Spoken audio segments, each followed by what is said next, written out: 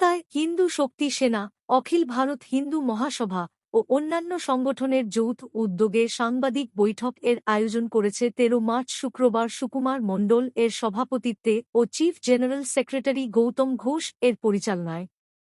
বক্তারা বলেন, দেশ স্বাধীন হওয়ার সময় উপমহাদেশ দুটি ভাগে বিভক্ত হয়ে হিন্দুস্তান পাকিস্তান বিভাজন ভূখণ্ডের সীমা নির্ধারণ করেনি, বরং অঞ্চলের রাজনীতি ও সমাজ ব্যবস্থার উপরও গভীর প্রভাব ফেলেছে। গণতন্ত্রের মূল উদ্দেশ্য হওয়া উচিত দেশের প্রতিটি নাগরিকের নিরাপত্তা, অধিকার এবং সম্মান রক্ষা করা। বিভিন্ন জায়গায় হিন্দু সম্প্রদায়ের উপর নির্যাতন অত্যন্ত উদ্বেগজনক এবং দুঃখজনক। ভোটের আগে, ভোট চলাকালীন এবং ভোটের পরেও সাধারণ মানুষ এবং তাদের নিরাপত্তা ও অধিকার রক্ষা করাই একটি সুস্থ গণতন্ত্রের বড় ভিত্তি। এই রকম আরও অনেক সামাজিক চিত্রধারণ দেখার জন্য YouTube channel news Purbatara TV চ্যানেলটি সাবস্ক্রাইব, কমেন্ট, শেয়ার, লাইক দিয়ে পাশে থাকবেন। আমি শিবসেনার এখন vice president. Shiv Sena vice president. আর একটা পরিচয় আছে, অল ইন্ডিয়া বেসে খুব সুন্দর বাঁশরি গান। আর ইনি হচ্ছে মহারাজ বৃন্দাবনের, ঠিক আছে, প্রথম বৃন্দাবনের মহারাজদের একটা সেক্রেটারি নাগা সম্প্রদায়। আর আমার পরিচয় হচ্ছে, আমি গৌতম ঘোষ, অখিল ভারত হিন্দু মহাসভা স্টেট প্রেসিডেন্ট। এই সংগঠনের আমার যেহেতু অনেকগুলো সংগঠন মিলে হয়েছে, এই সংগঠনের চিফ জেনারেল সেক্রেটারি। তো আজকে আমাদের মূলত উদ্দেশ্য হচ্ছে, আমাদের যা পরিস্থিতি, আমরা প্রত্যেকে এখানে হিন্দু এই কারণে দিয়েছি, প্রত্যেক বছর ভোট আসে, ভোট যায়, সেই মহলের সংগঠনগুলো তারা ওই তাদের রাজনৈতিক ফায়দার জন্য আমাদের ব্যবহার করে, মানুষদের, সাধারণ মানুষকে ব্যবহার করে। সেই ব্যবহারটা না করার জন্য আমরা কমিশনারের কাছে একটা আবেদন রাখতে চেয়েছিলাম, ইলেকশন কমিশনার যখন ভোটটা করবে যেন এইসব সাধারণ মানুষের কথা ভেবে চিন্তে ভোটটা করে।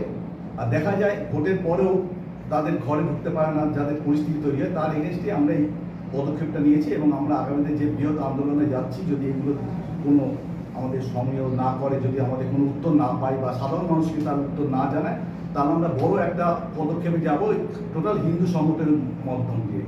কারণ সারা পৃথিবী, ভারতবর্ষ দুটো ভাগে ভাগ হচ্ছে, একটা হিন্দুস্তান একটা পাকিস্তান, কিন্তু এক শ্রেণী লোক এখনো লাফিয়ে গেছে, কেন হিন্দুস্তান হলো না, কেন হিন্দুস্তান হলো না।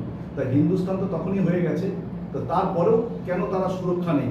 এই বিভিন্ন জায়গায় যারা মারা যাচ্ছে ভোটে, আবার ভোট চলে গেলে তার রেস চলবে, তাদের জন্য আমাদের ইলেকশন কমিশনের কি বার্তা রাখবে, তার জন্য আজকের প্রস্তাবটা। এবার তার ব্যক্তিগত কিছু বক্তব্য আমাদের বর্দা বলবেন, সুকুমার মণ্ডল, তার কথা করে তারপর জন্য আমরা ইলেকশন কমিশনারকে বলব, রাজনীতির রং লোক আসবে যাবে, বিভিন্ন রং রাজনীতি রয়েছে, আমরা রাজনীতির কোনো প্রেক্ষাপটে কাউকে কিছু বলবো না। আমরা যে কোনো জায়গায় দেখেছি হিন্দুরা যেমনকে আক্রান্ত হয়েছে, এবং ইলেকশন কমিশনার যদি সেই আক্রান্তের যদি, যেমন ইন্স্যুরেন্স করলে যেমন তার একটা মেয়াদ আছে, এই ভোট করলেও তার জন্য মেয়াদ পাওয়া যায়, তার জন্য শারীরিক কিছু পাওয়া যায়। যেমন আগের বারে প্রায় 16,000-এর উপর এখন পেন্ডিং কেস আছে, 600 পেন্ডিং আছে।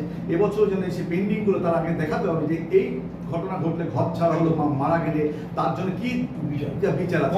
ভোট হয়ে গেলেও প্রশাসন চলে যাবে, সেন্ট্রাল গভর্নমেন্ট যদি তার রেস চলে যায় পশ্চিমবঙ্গে, তার জন্য কি নেবে, সেটাই আমাদের প্রধান বক্তব্য, এটাই আমাদের মেন সাধারণের জন্য আমাদের কাছে এই আছে, এটাই আজকে আমাদের মেন বক্তব্য।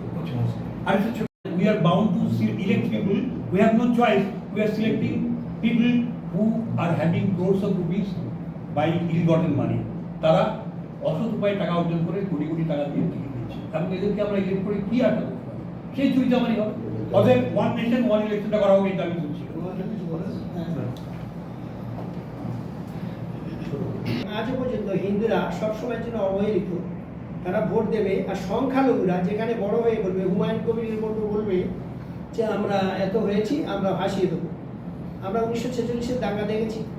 এইরকম আগামী দিনে প্রত্যেকটি ইলেকশানে বা গত ইলেকশানগুলোতে আমরা যেগুলো দেখেছি, সেগুলো সব কেস তো রয়েছে। জনগণকে টোটাল নিরাপত্তা দিতে হবে, শুধুমাত্র ভোটের কয়েকদিন আগে, ভোটের পরেও। ইলেকশন কমিশনের দায়িত্ব শুধুমাত্র ইলেকশন শেষ হলেই দায়িত্ব ফুরিয়ে যায় না। ইলেকশন সংক্রান্ত যত বিপদ আপদ যা হবে, সাম্প্রদায়িক নই, কোনো মুসলমানের প্রতি কোনো রাগ নেই, বিদ্বেষ নেই। আমরা শুধু এটাই বলতে চাই কি, আপনারা আপনাদের জন্মের যে ইতিহাস, আপনাদের বাপ ঠাকুরদার ইতিহাস যেটা কিন্তু পাওয়া যাবে, কি তারাও কিন্তু হিন্দুত্ব থেকেই কনভার্টেড। তো আমরা শুধু এটাই বলবো কি, আপনারা বুঝুন, ভাবুন, এই দেশটা আপনাদেরও অবশ্যই, কিন্তু কখন, যখন দেশের মাটিকে আপনারা আপনাদের বলে মনে করবেন, আমরা চাই আপনারা আপনাদের বাপদাদার ধর্মে ফিরে আসুন, সব লেটা চলে যাক, সারা পৃথিবীর 90% সমস্যা এতেই সমাধান হয়ে যাবে। তো সেই জায়গায় যদি সেরকম যদি মাথায় আমাদের গার্জিয়ান আমাদের না থাকে, তাহলে আগামী দিন আমাদের এই সংগঠন থেকে যদি ভালো ভালো সেই সব মানুষরা তাদেরকে আমরা রাজনীতির একটা আঙ্গিনায় দাঁড় করাতে পারি, এটাই আমাদের বক্তব্য। আপনারা কোনো রাজনৈতিক দলের সাথে কথা বলেছেন এই ব্যাপারে? রাজনৈতিক দল বলতে আলাদাভাবে কথা বলিনি, আমরা প্রত্যেকটা দলের সঙ্গে কথা বলেছি। এবং যেহেতু হিন্দুদের মারা যাচ্ছে, আমরা শুনে এসেছি ভারতীয় জনতা পার্টি একটু হিন্দুত্ব নাকি বজায় রাখে, কিন্তু আমরা দেখিনি কোনো পেপারে বা কোথাও যে ও রাজনৈতিক দল। তবু আমরা বলার চেষ্টা করেছি, দেখুন এরকম পরিস্থিতি আপনার সেন্টার থেকে কি ফোর্স দিচ্ছে, এই এতগুলো ঘটনা হচ্ছে, কথা বলেছি, চিঠি দিয়েছি যে এইগুলোতে দায়িত্ব নিন, আপনারা এগুলো সেন্টার ফোর্স দিচ্ছেন। আর রাজ্য সরকার তো এখানে রাজ্য সরকারের ভূমিকা নেই, রাজ্য সরকার হচ্ছে রাজ্য সরকার সেন্টার যা করছে ভোটে আমি নাই, আমরা কমিশনের সাথে কথা বলবো, তার জন্য কমিশনকে বলছি এখানে আমাদের রাজ্য সরকারের কোনো বার্তা দেওয়ার ব্যাপার নেই, তাদেরকে আমাদের উদ্দেশ্য বলা। এই পরিস্থিতির জন্য আপনারা গলত রয়ে গেছে। তো সরকারের গলত বলেছে, অত বড় বিচার করতে পারো সাধারণ মানুষ জানে, কিন্তু আমরা যেখানেই দেখছি তার আমাদের কাছে যারা এসছে এবং দেখেছে তাদের বিচার হয়নি। তো একটা মানুষের বিচার হবে না, মানুষ শুনেছে শ্রেষ্ঠ জীব। যে আপটা আগে বা পরে বিপদে তারা ওই দুটো নাম্বার চালু করে যদি তাদের থেকে আমরা সহযোগিতা পাই, তাহলে তাদের প্রতি আমাদের বিশ্বাসযোগ্যতা অনেক বেশি বাড়ত। এই মুহূর্তে সেইটা অভাবের জন্য আমরা আগামী দিনে হোয়াটসঅ্যাপ এবং ফেসবুক বা যাবতীয় ফোন নম্বর দিয়ে আমরা সমগ্র হিন্দু জাতির কাছে দায়বদ্ধতা গর্বের মাধ্যমে প্রকাশ করতে চাই। দাদা আপনাদের আমরা নিয়ে নিয়েছি। তাহলে আপনি এটা বলতে চাইছেন যে নির্বাচন কমিশন যেভাবে আমাদের পশ্চিমবঙ্গে ভোট করাচ্ছে সেটা অন্য জায়গায় হয়তো ভালোভাবে হচ্ছে, এখানে সেরকম ভাবে সিকিউরিটি দেওয়া হচ্ছে না বা কিছু খামতি আছে? না, এটা বোথ সাইডের প্রবলেম থাকতে গেলে 20 লক্ষ থেকে আরম্ভ করে 1.5 কোটি টাকা দিতে হচ্ছে। কাদের কাছে এই টাকা? ভদ্রলোকের কাছে এই টাকা থাকে না, খুব কম। পিসি সরকার যখন দাঁড়িয়েছিলেন তার টাকা থাকে, সেরকম হয়তো একটা চলছে মাল্টি-সিচুয়েশন। এটাই বেস্ট টাইম। আমি নরেন্দ্র মোদীকে রিকোয়েস্ট করছি, তুমি declare emergency at least in Bengal, Bengal থেকে স্টার্ট করো, সারা ভারতবর্ষের তুমি পরে দেখে নিও।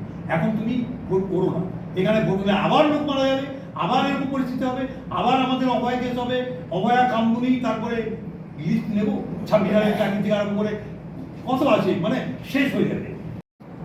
আমাদের বক্তব্য বাংলায় ভোট হচ্ছে হোক, সাধারণ মানুষ যদি মরে যায়, যেমন ইন্স্যুরেন্স করি আমরা, মেডিকেল করি আমরা, সেই সাধারণ মানুষদের জন্য একটা লাইব্রেরি তো থাকে। ইলেকশন কমিশনরা ভোট করলো চলে গেল, তারপরে দেখা হলো এই যে যার মতো দল করতে পারে, আমি মোহনবাগান হতে পারি, আমার বউ ইস্টবেঙ্গল হতে পারে, সে মহাবারে, তার জন্য বিভেদ নেই, ভোট হয়ে গেল, কিন্তু তারপরে রেসটা থাকে।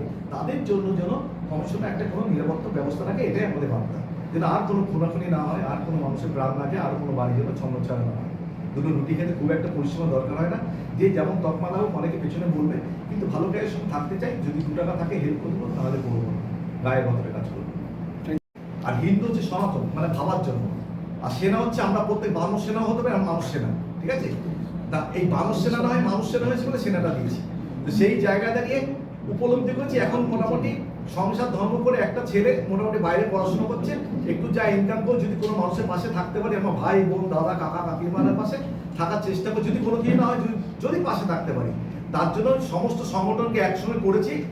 সেই একত্র করে আমরা প্রত্যেকের দুয়ারে দুয়ারে যাবো, দরজায় দরজায় যাবো, প্রত্যেকটা যারা বড় বড় মাথায় উপর দাঁড়িয়ে আছে তাদের কাছে যেয়ে আবেদন করবো, যদি রাখে তাহলে তো আমার তো সারা পশ্চিমবঙ্গে যত সনাতনী আছে সবাই আমার ভাই, সবাই আমার বন্ধু, তারা তো পাশে থাকবেই, এর জন্য আর ভয় কিসের। সামনে ব্রিগেড আসছে, নরেন্দ্র মোদী আমাদের ব্রিগেড সভা করছে। এই যে নরেন্দ্র মোদী ব্রিগেড সভা আগামীকাল দেখেছে, আমাদের যত হিন্দু শক্তি সেনা বা হিন্দু জাগরণ মঞ্চ, বিভিন্ন মঞ্চ আমরা বিগত 2 মাস ধরে 294টা বিধানসভায় আমরা যে প্রচার করছি হিন্দু জাগো, কিন্তু যেসব হিন্দু জাগো সবাই জেগেছে, কিন্তু আগামী যে নরেন্দ্র মোদীর জনসভায় কোনো হিন্দু যেতে চাচ্ছে না। এর কারণটা কি? এর কারণ হচ্ছে প্রত্যেকে আমরা ডোর টু ডোর প্রায় গ্রামে গঞ্জে প্রচার করছি, বা হিন্দু জাগানোর জন্য পাশে আছি, বা সাধু মহারাজ বিভিন্ন দেশে তাদেরকে পাশে আছি, কিন্তু আজকের যারা নরেন্দ্র মোদী যেসব মানুষের পরিবর্তন যাত্রা যেসব শুরু করছে, তাদের 5 লাখ টাকা পয়সা সেটিংয়ে কোনো মানুষকে তাদের প্রচার করছে না। তারা